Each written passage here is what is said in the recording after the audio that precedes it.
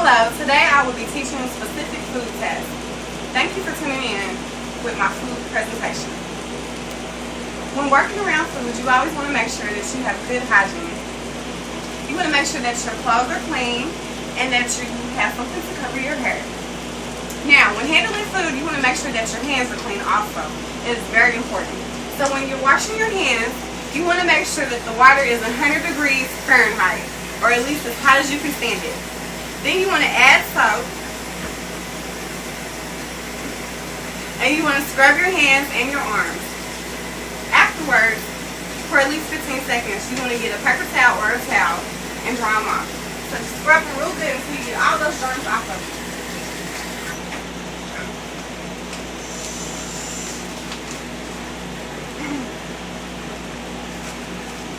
So as I mentioned before, it's very important to wash your hands. Now, one food that a lot of people like is chicken. And what comes from chicken? Eggs, right? Yes. Eggs are really good. Now, when selecting eggs, you want to make sure that they are clean and not cracked. You want to make sure that they came from a refrigerated area, and whatever case they were in, was refrigerated. Because you don't want no eggs that were in room temperature.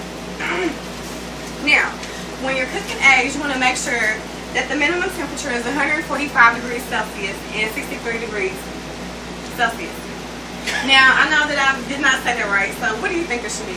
145 degrees Fahrenheit and 63 degrees Celsius. I just want to make sure you was listening. Okay. Now, when you're cooking eggs, you want to make sure that you can cook them scrambled, poached, boiled, baked. And when you're cooking them, you want to make sure that the yolk and the white is firm, at least firm. Now, eating raw or undercooked eggs can cause salmonella bacteria poisoning, and that is not good because that's the illness, foodborne illness, that is not good at all for people to get. Now, another thing I want to talk about eggs is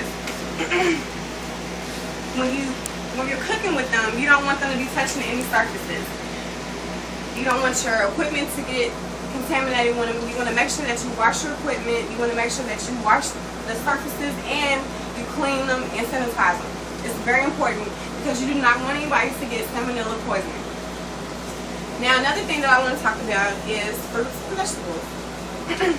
Over here, I have some lovely broccoli.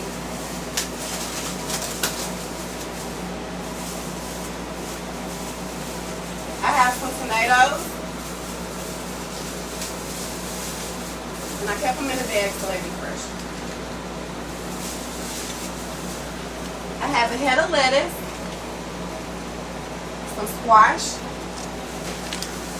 and for my fruit, I have a banana. Now, it might seem strange to some people, but it is a very good idea to wash your fruits and vegetables. When washing your fruits and vegetables, you want to look for peculiar things like bruises and damaged parts, and if it has a damaged part, you want to cut it out. Now, when you're cooking fruits and vegetables, you need to make sure that their internal temperature is a minimum of 135 degrees. Like I said, you can eat them raw or uncooked. Did you know that? Yes. Okay. And what temperature do you need to cook them at? Minimum temperature needs to be 135 degrees Fahrenheit. Yes. Okay.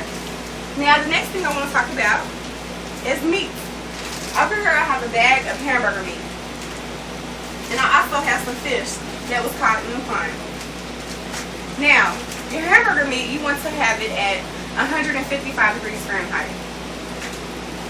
And your fish, you want that to be 135 degrees. Now, when you're cooking these type of meat, you want to make sure that they are not around any ready-to-eat foods because that will contaminate them. So, when I cook them, I keep them far away from my other foods.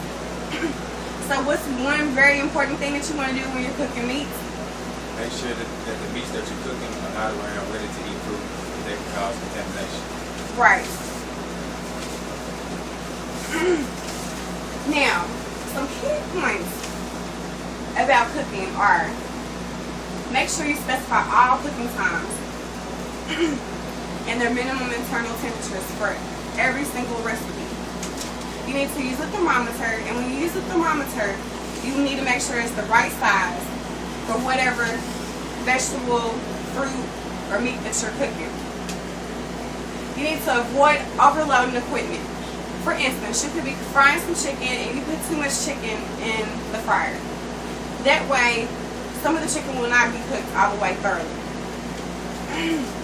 You also want to make sure you use the correct utensils, gloves, to handle the food when you come in contact with it. There's a chance that you could get burned, so you want to be very protective of your body.